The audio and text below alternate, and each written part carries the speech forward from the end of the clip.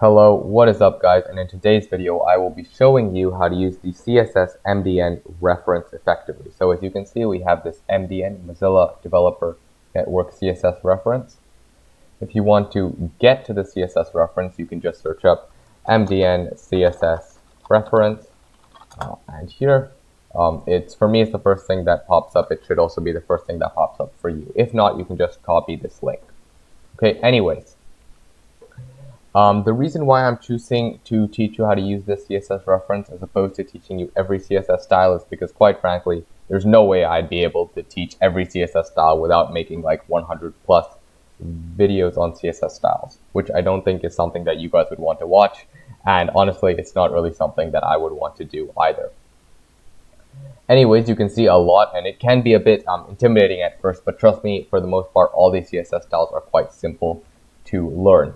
And in today's video, in order to learn how to use MDN and to use these CSS styles to actually do something, we have this box that we made in one of our previous videos. We will be styling this box to make it look very funky. Okay, so actually, first things first, let me show you guys how to change the text. Okay, so to change the text, you might first do Control F and search text. You'll see that for the most part, they have text align, they have a bunch of text things, but they don't have anything that actually changes the text font. So the next instinct may be to Google font. Well, not to Google, to search font, and now we can see font face, font family. Okay. Well, the correct one in this case is font family. But there are other things that would work as well. And over here, it kind of explains to you how to use font family. So the font family CSS properties specifies a prioritized list of one or more font family names and or generic family names for the selected element. What this means is that it poses two names. So you have the first font, Georgia, second font, serif, right? This just means that in the event that this font is not working for some reason, it will go to this font. The same thing over here. They have Gil Sans and they have sans serif, right? And now if I wanted it to be Georgia, I can type in Georgia, Gil Sans serif. Now we can see it starts off with Georgia. It'll always prioritize the first font in the font family. And then if I delete Georgia and Gil Sans, it will go on to, here, sans serif. So as we can see, they have a variety of fonts. So let's see, which font do we like from here? Which font do we like? Again, you guys can choose much more interesting fonts you can Google up Google fonts, and Google has a list of very, very interesting fonts.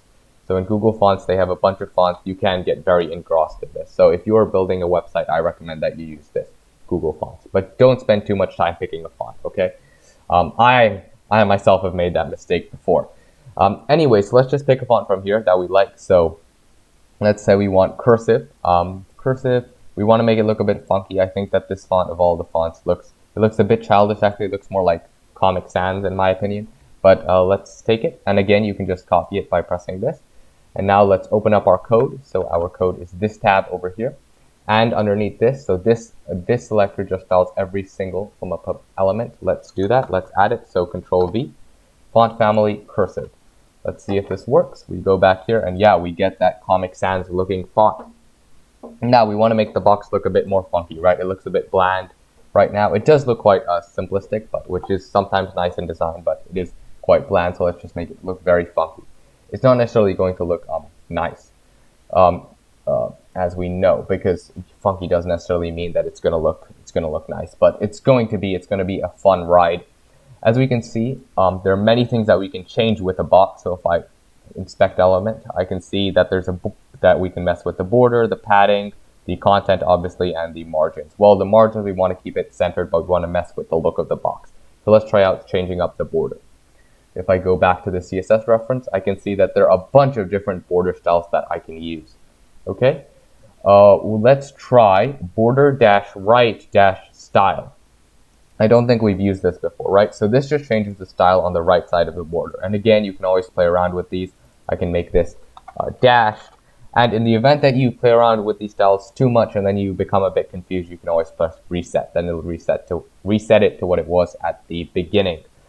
Also, whenever they whenever they do this, they also give you more information. In this case, there isn't really that much more to give, but they will give you more.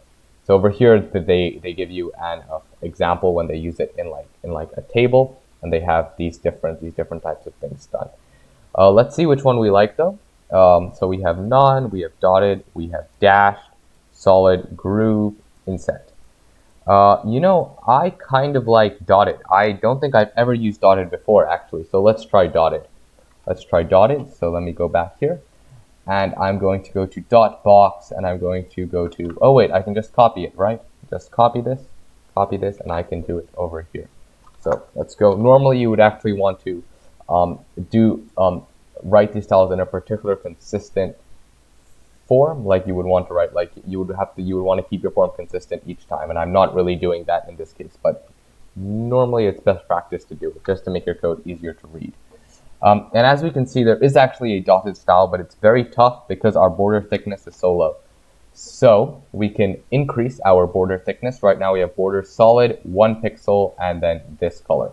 And again, if you need to use a reference to understand the border, you can always just go here, Control F, border, and at the very top is the border. And it shows you how it works. And as we can see, we have 1 rem solid, and what we have over here is we have the type. So we have solid, and then we have the size, and then we have this. Again, over here, they will also explain to you how to use the border style. So how to put like multiple styles in one, right? What we have is similar to what they have over here, actually, thick, double, and then hashtag with this. So let's say that we want to increase the size anyways. We can actually try experimenting on this, right? So over here we have solid. Now let's try 1 rem instead, and then 1 rem, and then let's use the same color. So copy and paste the color. Copy and paste the color. 1 rem solid. Oh, well, the color really moved, eh? That makes it look a bit thicker, right? I think 1 rem for now at least will do the trick. So 1 rem, Control S, and now we can very clearly see this. We could also put dotted on the left side of the border, but instead let's try a different thing on the left side of the border. Let's try using a border dash left dash style, right? Again, we are going to do the same thing. So if border dash right dash style exists, we can also do border dash left dash style. And there is a much quicker way to do this, actually. You can put these both in one. You can there's probably a property in which you can put these both in one that I just don't know about. Usually you wouldn't have to write. So now we have it like this. Okay. Now let's try putting some color inside our border. So what color do we want to make our border? Let's make it orange, okay? In this case, for orange, we can use the property background color should work. So let's just press on background color and see how to use it. Again, it gives us a series of different background colors for us to play around with. It also explains the syntax of background color, and it explains the value which background color uses, which is a single color value. So this is the uniform color of the background, meaning that it's just one color, so the entire background is one color. And although the color will still be visible through any transparency in the image, meaning that if there is a transparency to the image, obviously you can see the color if it's behind the image, that is. Anyways, let's get back on. Let's try a, you know what, let's just copy this yellow color. Yellow is not the nicest color, especially not for this, but we're just making it look funky. So let's try yellow background color. And as we can see now, it has a yellow background color. Let's see, what else can we do? Let's try to change the radius at some point. As we can see, again, there are many things that we can do with the border. Let's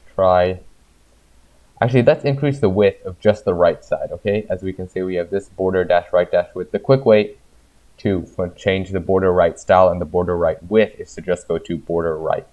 So by doing border right, usually, yeah, you can do multiple things at once, right? And actually, let's try doing that. So over here we have the border dash right dash style is dotted, so let's just do border dash right. And now let's try doing this so that we can shorthand all the properties. So we want to make it have dots, and we want to increase the width. Okay, so let's see over here. We have 1 rem solid. Well, if we have 1 rem dotted, bang, it's dotted and it's 1 rem on the side. Now let's try 5 rem. Well, 5 rem dotted. Okay, actually 5 rem might not even work on our thing, but let's try 2 rem dotted. Border dash right, 2 rem dotted, right? Now we have also decreased the number of styles that we're using instead of using an individual style for each part. Well, not an individual style and an individual property on each part. Yeah, and as we can see, it's thicker now on the side. And again, there are more things that you can play around with. In fact, I encourage that you copy this code, and you try out changing the border radius. So you can go to top left radius, then you can try out changing that. You can play around with that. And then from there, after you've changed the border left radius, I recommend that you use the style border dash left. So let's see this, border dash left. And then you try to condense it into one property, into just the property of border dash left. And you try to put both styles into one. And you can use this Mozilla Developer network tool to experiment with it. Anyways, I hope that you're finding this helpful. I hope that you enjoyed the video. Hope that you had fun as well. Thank you for watching, and goodbye.